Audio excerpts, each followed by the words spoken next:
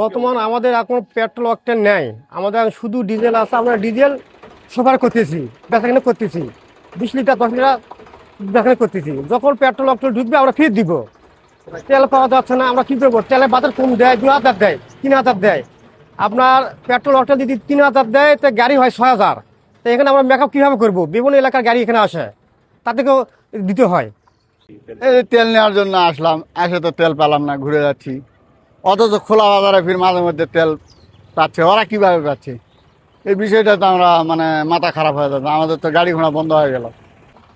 আমরা তেলটা ঠিক মতো পেলে তো ভালো হবে, তবে প্রশাসনের নজরদারি থাকা দরকার। কারণ আমরা পাম্প থেকে ঘুরে যাচ্ছি কিন্তু সাইডে খোলা তেল পাচ্ছে। তেল নিতে আইছি, তেল পাওয়া যাচ্ছে না। তেল মানে কাগজ দিচ্ছে, কাগজ দিচ্ছে না। মানে ধরো আমরা কিভাবে চলবো? খোলা এখন কিভাবে যে এক পাচার করতেছে না কি করছে যে আমরা তো বলতে পারছি না। এখন তেল দিচ্ছে, আর কেউ পাচ্ছে কেউ পাচ্ছে না। মানে কখনো হলো বলছে আজ হবে না কালকে, কেউ আবার পাচ্ছে, আমরা পাচ্ছি না এখনো।